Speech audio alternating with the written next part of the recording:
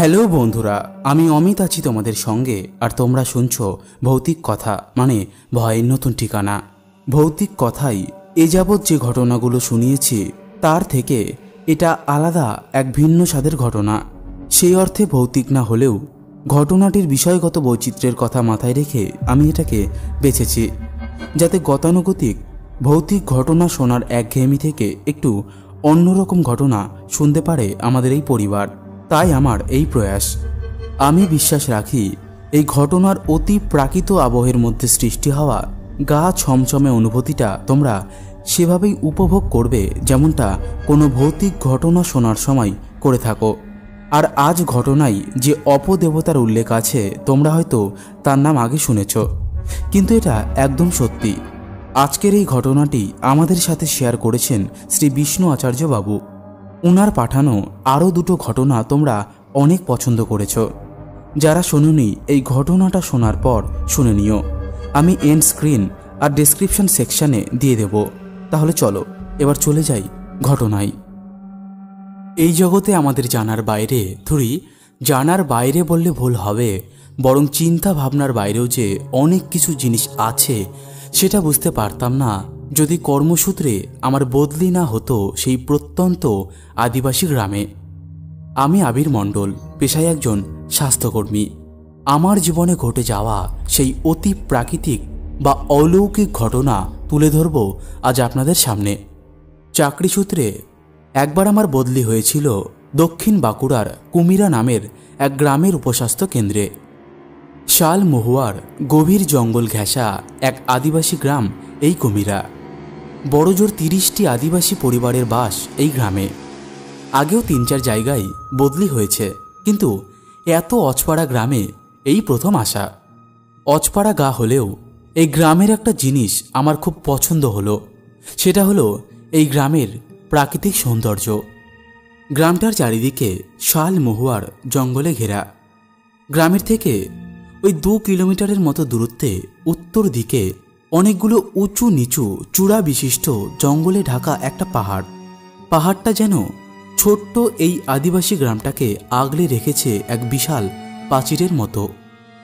আমি থাকতাম ওই স্বাস্থ্য কেন্দ্রেরই একটা রুমে, কারণ এখানে থাকার মতো বাড়ি ভাড়া পাইনি অনেক চেষ্টা করেও।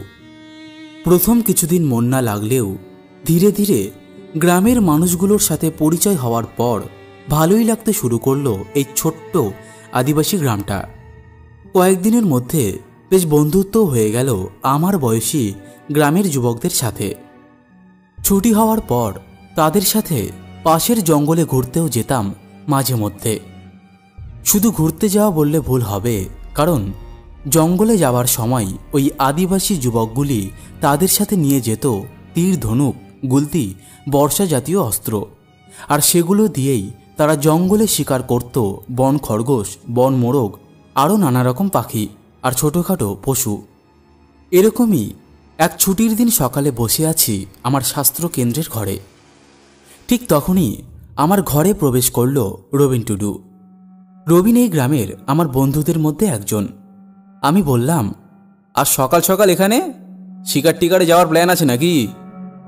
রবিন হেসে বলল, না না, ওসব না, আজ তোমাকে একটা জিনিস দেখাবো, তাড়াতাড়ি তৈরি হয়ে চলো আমার সাথে। রবিন আমাকে কি জিনিস দেখাবে মনে মনে বেশ কৌতূহল হলো আমার। আমি বললাম, হ্যাঁ হ্যাঁ, একটু অপেক্ষা করো, আমি জামাটা পরে নিই। জামাটা পরে ঘর থেকে বেরিয়ে গেলাম রবিনের সাথে। কিছুক্ষণের মধ্যে রবিনের পিছু পিছু গিয়ে পৌঁছালাম গ্রামের মাঝে প্রকাণ্ড এক কেন্দু গাছের কাছে। সেখানে দেখলাম ধীরে ধীরে জড়ো হচ্ছে গ্রামের সব বাসিন্দা। সবাই জড়ো হওয়ার পর ওই কেন্দু গাছের তলায় বসানো একটা পাথরের ওপরে বসে থাকা গ্রামের প্রধান ওপেন টুডু বলে উঠল, এই মাসের ভোগ দেবে বিমল টুডু। সাথে সাথে প্রধানের সামনে এগিয়ে গিয়ে লম্বা লম্বা মাটিতে শুয়ে পড়ল বিমল টুডু।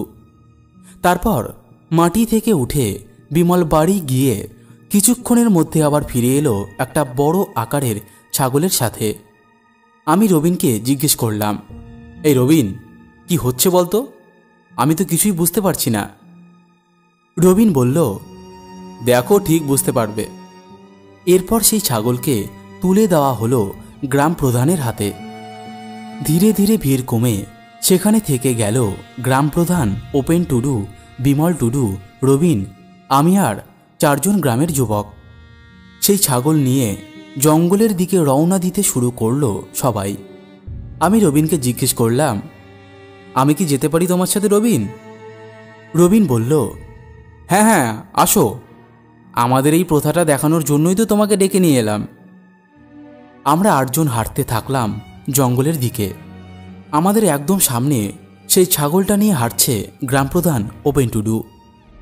কিছুক্ষণ হাঁটার পর আমরা জঙ্গলের মধ্যে প্রবেশ করলাম। জঙ্গলের মধ্যে একটা সরু মানুষের যাওয়া আসার মতো রাস্তা ধরে এগোতে থাকলাম আমরা। কিছুক্ষণের মধ্যেই গভীর জঙ্গলের মধ্যে এসে পড়লাম আমরা। প্রায় 1 ঘন্টা হাঁটার পর জঙ্গলের মধ্যে একটা বড় শাল গাছের সামনে এসে দাঁড়িয়ে পড়লাম আমরা। রবিন বলল, এসে গেছি। লক্ষ্য করে দেখলাম শাল গাছটার নিচে একটা কালো পাথরের বিভৎস মূর্তি বসানো রয়েছে। দেখেই গাটা কেমন যেন শিউরে উঠল। ভালো করে দেখেও বুঝতে পারলাম না সেটা কোন দেবতার মূর্তি। হিন্দুদের কোনো দেবদেবীর মূর্তি হলে বুঝতে পারতাম, কিন্তু না, এরকম মূর্তি আমি আগে কোনোদিনও দেখিনি। মূর্তিটার দেহটা মানুষের মতো হলেও মুখটা অনেকটা শিয়ালের মতো। শিয়ালের মতো হলেও মাথার 2 পাশে 2টো শিং আর মুখের দুপাশে 2টো লম্বা কসদাঁত বেরিয়ে আছে মূর্তিটার। মূর্তিটার মুখ বাদ দিলে পুরো শরীরে মাখানো সিঁদুর। আশ্চর্য কোনো এক মোহে অপলক দৃষ্টিতে তাকিয়ে দেখছিলাম মূর্তিটাকে। হঠাৎ ছাগলের ভয়ার্ত কণ্ঠস্বরে স্তম্ভিত ফিরল। চেয়ে দেখলাম সঙ্গে নিয়ে আসা ছাগলটাকে এক জঙ্গলি পাতার মালা পরিয়ে অস্ফুট স্বরে কী সব মন্ত্র বলতে বলতে তার সারা শরীরে সিঁদুর লেপছে গ্রামপ্রধান ওপেন টুডু। নিচু স্বরে রবিনকে জিজ্ঞাসা করলাম, এইসব কি হচ্ছে রবিন? রবিন মুখে আঙ্গুল চেপে চুপ করে থাকতে বলল আমাকে। চুপচাপ দাঁড়িয়ে দেখতে থাকলাম গ্রামপ্রধানের কার্যকলাপ। মন্ত্র পড়া থামিয়ে ছাগলটাকে বেঁধে দেওয়া হলো মূর্তিটার সামনে পুঁতে রাখা একটা কাঠের খুঁটোতে। এবার দেখলাম পাথরের মূর্তিটার পেছন থেকে একটা চকচকে খাড়া বের করে আনলো গ্রামপ্রধান ওপেন টুডু। খাড়া আনার সাথে সাথে মাটিতে হাঁটু গেড়ে বসে পড়ল গ্রাম থেকে আসা বাকি লোকজন। একটা ইশারা করে আমাকেও বসতে বলল রবিন। আমিও হাঁটু গেড়ে বসে পড়লাম তাদের পাশে। স্তব্ধ জঙ্গলে হঠাৎ কোথা থেকে একটা ঝোড়ো হাওয়া এসে ঘূর্ণির মতো ঘুরতে থাকলো আমাদের চারপাশে। আর সাথে সাথেই ছাগলটা তার স্বরে চিৎকার শুরু করে ছটপট করতে থাকলো। দেখলাম এদিকে ওপেন টুডুর মুখে ফুটে উঠল এক অবাক করা হাসি। সেই ঘূর্ণিঝড়টার আমাদের চারপাশে 3 পাক ঘুরে যাওয়ার সাথে সাথেই ক্ষিপ্র গতিতে ছাগলের ঘাড়ের উপর নেমে এলো ওপেন টুডুর হাতের খাড়াটা। নিমিষের মধ্যে সেই চকচকে খাড়ার কোপে দেহ থেকে আলাদা হয়ে ছাগলের মুন্ডুটা পড়ল সেই পাথরের মূর্তিটার সামনে। মুন্ডু থেকে ফিনকি দিয়ে বেরোতে থাকা রক্ত গিয়ে পড়তে থাকলো সেই মূর্তির পায়ে। ছাগলের ছটপট করতে থাকা মুন্ডুহীন দেহ থেকে ঝরতে থাকা রক্ত দেখে আমার গাটা গুলিয়ে যাচ্ছিল। এবার বিমল টুডু এগিয়ে গিয়ে একটা মাটির মালসা রাখলো সেই মূর্তিটার সামনে। তারপর সেই ছাগলের দেহটাকে তুলে নিয়ে গিয়ে সেটার থেকে ঝরতে থাকা রক্তে ভরিয়ে দেওয়া হলো সেই মাটির মালসা। এই দৃশ্য দেখে আমি আর সেখানে বসে থাকতে পারছিলাম না, উঠতেই যাচ্ছিলাম, কিন্তু আমার হাত ধরে হ্যাচকা টানে আমাকে বসিয়ে দিল রবিন। এবার ওপেন টুডু একটা তীরের ফলা তুলে দিল বিমলের হাতে, আর সেই তীরের ফলা দিয়ে নিজের ডান হাতের 5টা আঙ্গুলের ডগায় ফুটাতে থাকলো। সাথে সাথেই প্রতিটা আঙ্গুলের ডগা থেকে রক্ত ঝরতে থাকলো। তাড়াতাড়ি সেই হাত মাটির মালসার কাছে নিয়ে গিয়ে সেই ঝরতে থাকা রক্ত ফেলা হলো মালসায় রাখা সেই ছাগলের রক্তের ওপর।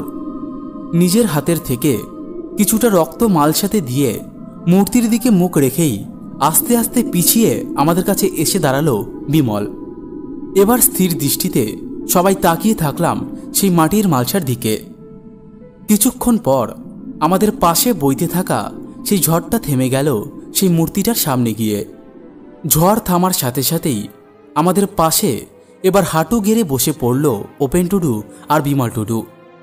আমি তাকিয়েছিলাম আমার বাঁ পাশে বসে থাকা বিমল টুডুর রক্তঝরা হাতের দিকে, কিন্তু আমার ডান পাশে বসে থাকা রবিনের কনুইয়ের টোকাতে তার দিকে ফিরে তাকালাম।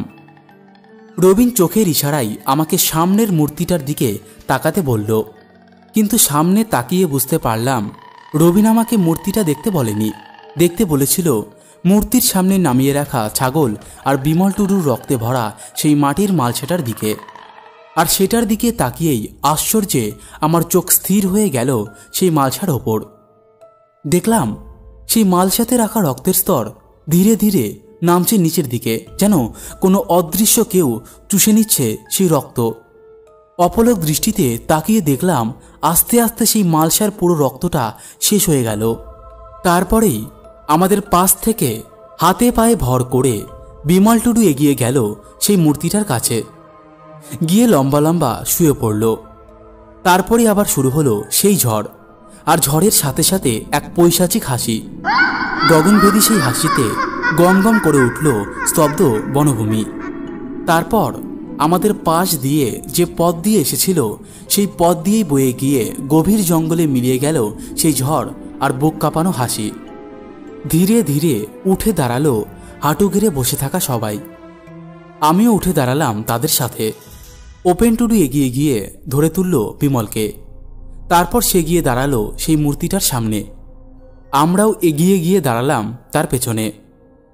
মূর্তিটার সামনে গিয়ে সেটার দিকে তাকিয়ে স্ফীত দৃষ্টিতে দেখলাম মূর্তিটার মুখের দুপাশে বেরিয়ে থাকা দুটো কষ দাঁত দিয়ে গড়িয়ে পড়ছে তাজা রক্ত। ছাগল বলি দেওয়া সেই খাড়া আর মাটির মালসাটা তুলে মূর্তির পেছনে রেখে দিল ওপেন টুডু। তারপর আমরা পা বাড়ালাম গ্রামের দিকে। রবিন পুরো রাস্তা আমার সাথে বক বক করলেও একটাও কথা বেরোলো না আমার মুখ দিয়ে।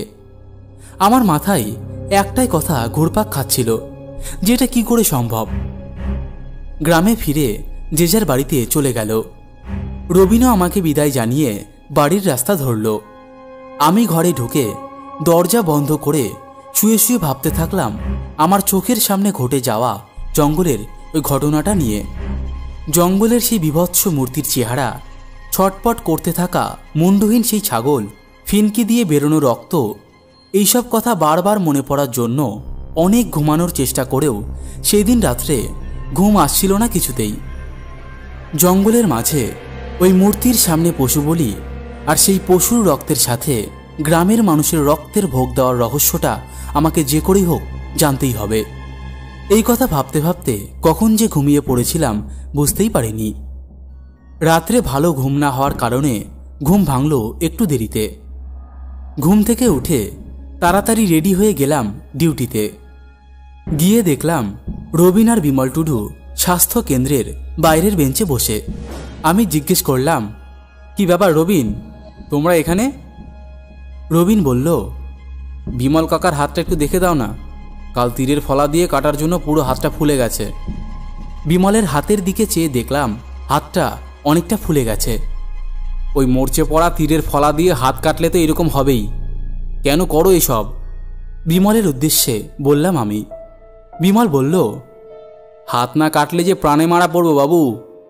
আমি আশ্চর্য হয়ে জিজ্ঞেস করলাম, প্রাণে মারা পড়বে মানে? বিমল আর কোনো কথা না বলে মাথা নিচু করে বসে রইল। আমি তার হাতটা ডেটল দিয়ে ভালো করে পরিষ্কার করলাম। তারপর মলম লাগিয়ে একটা ইঞ্জেকশন দিলাম। তারপর কিছু একটা ওষুধ নিয়ে সেগুলো কখন খেতে হবে বুঝিয়ে দিলাম বিমলকে। বিমল হাটে যাবে বলে বিদায় জানিয়ে চলে গেল। তার পিছু পিছু যাওয়ার জন্য উঠেছিল রবিনও, কিন্তু আমি বললাম, রবিন, তোমার সাথে কিছু কথা আছে, একটু বসো। বিমল চলে গেল। রবিনকে বসালাম আমার কেবিনের ভেতরে। রবিন বলল, কাল কেমন দেখলে?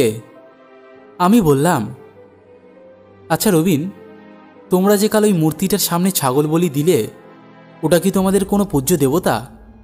রবিনের মুখটা দেখলাম কেমন যেন হয়ে গেল প্রশ্নটা শুনে।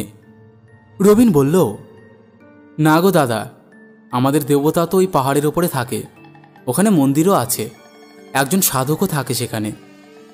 তাহলে কাল যে মূর্তিটার সামনে বলে দিলে, ওটা কিসের মূর্তি? জিজ্ঞেস করলাম আমি। রবিন বলল, আমাদের রীতিতে নেই আমাদের সমাজের বাইরে কোনো মানুষের কাছে এইসব নিয়ে বলার। এইসব বাইরের সমাজের কারো কাছে বললে যে বলবে তার নানা রকম বিপদ ঘনিয়ে আসে, এই রকম বলে গ্রামের বুড়োরা। তবুও তোমাকে বিশ্বাস করে বলছি, তুমি কিন্তু কারো কাছে এসব বলো না, কেমন? এই বলে বলতে শুরু করল রবিন। ওই মূর্তিটা হচ্ছে আমাদের এক অপদেবতা, যার নাম গদ্রবঙ্গা। ভীষণ রাগী আর জেদি ওই অপদেবতা। কোনো কারণে একটু রুষ্ট হলেই আমাদের গ্রামের আর রক্ষে থাকবে না, এই রকম বলে গ্রামের প্রবীণরা। সে কি তোমাদের মানে? সমস্ত গ্রামবাসী জিজ্ঞেস করলাম আমি। কথাটা স্পষ্ট বললাম না। রবিন বলল, না, তাকে বিশেষ পুজো এবং আমন্ত্রণ করে ডাকা হয়। আমি আশ্চর্য হয়ে গেলাম যে অপদেবতা এত রাগী আর জেদি, তাকে বিশেষ পুজো বা বিশেষভাবে আমন্ত্রণ করে নিয়ে এলো কেন এরা? এই প্রশ্নটাই এবার রবিনকে করেই ফেললাম। উত্তরে রবিন যেটা বলল সেটা শুনে আমি অবাক হয়ে গেলাম। সে বলল, আমাদের আদিবাসীদের মধ্যে বিশ্বাস আছে, যদি কোনো পরিবার এই গদ্রবঙ্গার মূর্তি রেখে ঠিকমতো পুজো করে তাকে সন্তুষ্ট করতে পারে, তাহলে সে প্রচুর ধন সম্পত্তির মালিক হয়। আর সেই লোভেই অনেক বছর আগে আমাদের গ্রামের একজন লোক গদ্রবঙ্গাকে আমন্ত্রণ জানায়। মানুষের দ্বারা অসম্ভব অনেক কাজ সম্পূর্ণ করার ক্ষমতা রাখে গদ্রবঙ্গা। গদ্রবঙ্গা আনার পর কিছুদিনের মধ্যেই তার ধনসম্পত্তিও বৃদ্ধি পায়। কিন্তু এই গদ্রবঙ্গা কোনো কিছু কাজ করে দেওয়ার আগে ঘরের মালিকের কাছে স্বপ্নে এসে কোনো একটা জিনিসের দাবি করে। কাজ সম্পূর্ণ হওয়ার পর ঘরের মালিককে সেই জিনিস ভোগ হিসেবে দিতে হয় গদ্রবঙ্গাকে। আর কাজ শেষ হওয়ার পর সেটা না দিলে সেই পরিবারের উপর নেমে আসে ঘোর বিপদ। একটু চুপ করে থেকে আবার বলতে শুরু করলো রবিন। আমাদের গ্রামের সেই লোকটাও একটা কঠিন কাজ সম্পূর্ণ করে দেওয়ার আবদার করে গদ্রবঙ্গার কাছে। আর সাথে সাথে সে বলে এই কাজের বদলে সে যা চাইবে তাই দেবে গদ্রবঙ্গাকে। পরের দিনই সেই কাজ সম্পূর্ণ করে দেয় গদ্রবঙ্গা। আর তারপরেই ঘরের মালিকের একমাত্র ছেলের বলি চেয়ে বসে গদ্রবঙ্গা। এদিকে সেই লোকটির একটি মাত্র ছেলে, তাকে সে কোনোভাবেই গদ্রবঙ্গার বলি হিসেবে দিতে রাজি হলো না। মনে মনে সে ঠিক করলো সেদিন রাত্রেই সে তার ছেলে ও বউকে নিয়ে এই গ্রাম ছেড়ে চলে যাবে। তারপরের দিন সকালবেলা সেই লোক, তার বউ আর তার ছেলের ছিন্ন ভিন্ন মৃতদেহ পাওয়া যায় তার ঘরের ভেতর থেকে। দেহগুলোর পাশেই পড়েছিল একটা কাটারি, সেটা দিয়ে হয়তো ছিন্ন ভিন্ন করে কাটা হয় তাদের তিনজনকে। কিন্তু আশ্চর্যের বিষয় হলো, তাদের দেহ পুরো ছিন্ন ভিন্ন করে কাটা হলেও ঘরের মধ্যে এক ফোঁটাও রক্তের চিহ্ন পাওয়া যায়নি। মাটির মেঝেও ছিল পুরো শুকনো, শুধু পড়েছিল তাদের তিনজনের রক্তহীন ছিন্ন ভিন্ন মৃতদেহগুলো। রবিনের মুখে বীভৎস এই কাহিনী শুনে আমার সারা শরীরে ঘাম ছুটতে শুরু করলো। আমি ভয়ে শুকিয়ে যাওয়া গলায় একটা ঢোক গিলে জিজ্ঞাসা করলাম, তারপর? রবিন বলল, তাদের সেই মৃত্যুর এক সপ্তাহ পর গ্রামে শুরু হলো নানা রকম উৎপাত। সকালে উঠে এরোর গোয়ালে পাওয়া যেতে থাকলো গরু, ছাগল, ভেড়ার রক্তহীন ছিন্ন ভিন্ন মৃতদেহ। সন্ধেবেলায় গ্রামের দুয়ারে দুয়ারে পড়তে থাকলো হাড়, মাংসের টুকরো, দলা দলা চাপ চাপ রক্ত। মাঝরাতে হঠাৎ গ্রামের ঘরের চালে হতে থাকলো ধূপধাপ শব্দ, আর তার সাথে পৈশাচিক অট্টহাসি। এরপরেই কোনো এক তান্ত্রিককে ডেকে আনা হয়েছিল গ্রামকে গদ্রবঙ্গার অত্যাচারের হাত থেকে রক্ষা করার জন্য। সেই তান্ত্রিক হোমযজ্ঞ করে, মন্ত্র বলে বশ করে বুঝিয়ে গদ্রবঙ্গার মূর্তিকে দিয়ে আসে ওই জঙ্গলে। কিন্তু গ্রাম থেকে যাওয়া আর গ্রামের উপর উৎপাত না করার পরিবর্তে গদ্রবঙ্গা মাঝে মাঝে গ্রামের থেকে তার খাদ্যের জন্য নানা রকম গবাদি পশুর বলি চায় তান্ত্রিকের কাছে। গদ্রবঙ্গা বলে বলির আগের দিন রাত্রে গ্রাম প্রধানের স্বপ্নে সে বলে দেয় কার বাড়ি থেকে তার বলি চাই, আর যার বাড়ি থেকে বলির পশু আসবে, বলির পর একটা মাটির মালসাতে বলির পশুর রক্তের সাথে সেই গৃহস্বামীর রক্ত মিশিয়ে দিতে হবে তাকে, তাহলেই সে সন্তুষ্ট থাকবে। গ্রামকে গদ্রবঙ্গার অত্যাচার থেকে রক্ষা করার জন্য সব গ্রামবাসী আর তখনকার গ্রাম প্রধান এই শর্তে রাজি হয়ে যায়। তখন থেকেই জঙ্গলের মাঝে গদ্রবঙ্গার ওই মূর্তির সামনে এভাবে ভোগ দেওয়া হয় তাকে। বলে থামল রবিন। সব শুনে আমি বললাম, পশুর বলি দিচ্ছ যখন, তাহলে তার সাথে আবার মানুষের রক্ত মেশানোর কি দরকার? এরকম তীরের ফলায় হাত কেটে রক্ত দিলে তো রোগে মারা যাবে। আমার মনে হয় মানুষের রক্ত না দিলেও চলবে। রবিন হঠাৎ করে বলে উঠল, আহা রে, আমার একটা কাজ ছিল, তোমার সাথে গল্প করতে করতে ভুলেই গেছি। আজ আসি গো, বিকেলে দেখা হবে। এই বলে চলে গেল রবিন। আমারও কিছু কাজ পড়েছিল। সকাল থেকে রবিনের সাথে গল্প করতে করতে সেই কাজগুলো ভুলেই গেছিলাম। রবিন চলে যাওয়ার পর কাজে মন দিলাম আমি। দুপুরে খাওয়ার পর থেকে হঠাৎ করেই শরীরটা কেমন যেন ভারী ভারী লাগতে থাকলো। ভাবলাম কাল রাতে ভালো ঘুম হয়নি, সেই জন্যই হয়তো এমনটা মনে হচ্ছে। মূর্তির রহস্য তো জানা হয়ে গেল, আর কোনো চাপ নেই মনের মধ্যে।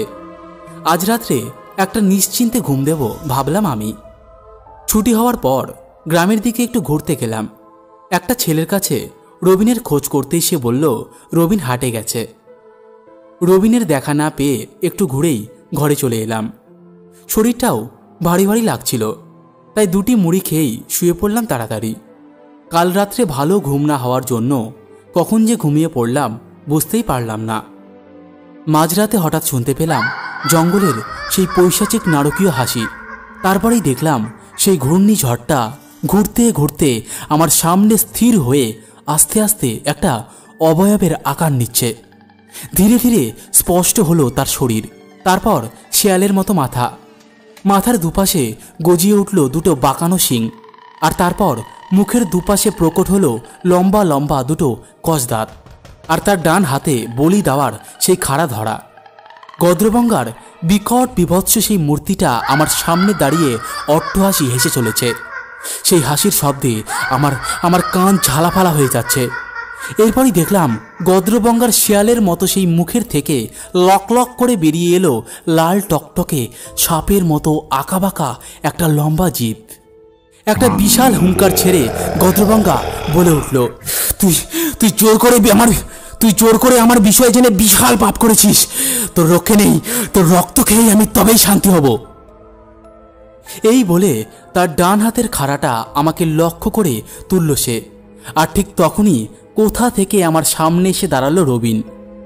রবিন বলল, ও কিছুই জোর করে জানতে চায়নি, যা বলার আমি বলেছি, নিজে থেকে বলেছি ওকে, সব দোষ আমার পাপের শাস্তি আমারই পাওয়া উচিত। কথা শেষ হওয়ার সাথে সাথেই গদ্রবঙ্গার হাতের খাড়াটা নেমে এলো রবিনের ঘাড়ের ওপর, আর সাথে সাথেই দেহ থেকে মুন্ড আলাদা হয়ে মাটিতে গিয়ে পড়ল। রবিনের মুন্ডহীন দেহটা মাটিতে পড়ে ছটপট করতে থাকলো বলি দেওয়া সেই ছাগলের মতোই। রবিনের রক্তে ভিজে যেতে থাকলো জঙ্গলের মাটি। তারপর গদ্রবঙ্গার লম্বা জিভ বেরিয়ে এলো সেই রক্ত ভেজা মাটির ওপর।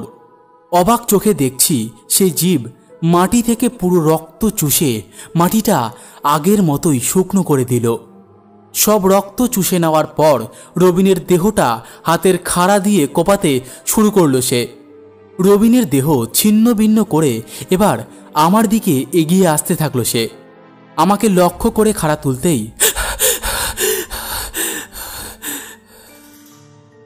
ধরপড়িয়ে ঘুম ভেঙে বিছানায় উঠে বসলাম আমি। ঘুম ভেঙে যাওয়ার পর বুঝলাম এতক্ষণ যা দেখলাম সেটা একটা বীভৎস দুঃস্বপ্ন। ভয়ে আতঙ্কে গলা শুকিয়ে গেছে আমার। পাশের টেবিলে রাখা জলের মগ থেকে জল খেলাম, তারপর একটু ধাতস্থ হয়ে আবার শুয়ে পড়লাম।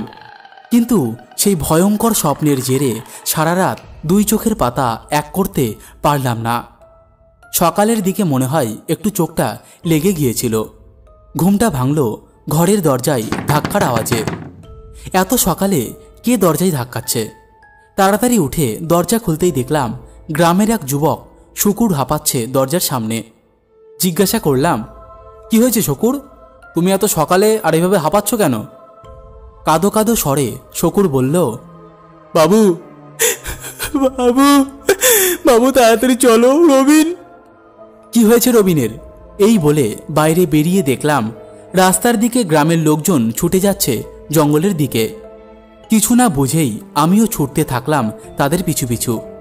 জঙ্গলের পাশে গিয়ে দেখি গ্রামের মানুষজন ভিড় করে দাঁড়িয়ে আছে। সেখানে এগিয়ে গিয়ে ভিড় ঠেলে সামনে এগিয়ে দৃশ্যটা দেখে আতঙ্কে ভয়ে গাটা শিউরে উঠল আমার। দেখলাম জঙ্গলের পাশেই পড়ে আছে রবিনের ছিন্ন ভিন্ন রক্তহীন মৃতদেহ, ঠিক যেমনটা আমি কাল রাত্রে স্বপ্নে দেখেছিলাম। সেভাবেই ছিন্ন ভিন্ন করা হয়েছে তার মৃতদেহটা। আশেপাশে কোথাও নেই রবিনের এক ফোঁটা রক্তের চিহ্ন। মনে মনে বুঝলাম আমার কাছে সবকিছু বলার জন্যই তাকে এই শাস্তি দিয়েছে তাদের অপদেবতা গদ্রবঙ্গা। বন্ধুরা, তোমরা কম বেশি সবাই হয়তো এই অপদেবতার ব্যাপারে শুনেছ, আর যারা শোনোনি তারা এই অপদেবতা নিয়ে একটা ঘটনাও জেনে গেলে। তোমাদের কেমন লাগলো অবশ্যই কমেন্টস করে জানিও। তোমাদের কিন্তু সেরকম লাইক কমেন্টস আসছে না। একটা ঘটনা কমপ্লিটলি তৈরি করতে 5 থেকে 6 ঘন্টা সময় লাগে। তোমাদের কাছে আমার একটাই চাওয়া, লাইক আর কমেন্টস। সো আর দেরি না করে তাড়াতাড়ি লাইক কমেন্টস করে দাও। যারা রেগুলার কমেন্টস করো তাদের নাম আমি কমিউনিটিতে খুব শীঘ্রই পোস্ট করব। আর যারা নতুন ঘটনা পাঠাতে চাও তাড়াতাড়ি পাঠিয়ে দাও। আজকের মতন এইটুকুই, দেখা হচ্ছে নতুন কোনো ঘটনা নিয়ে।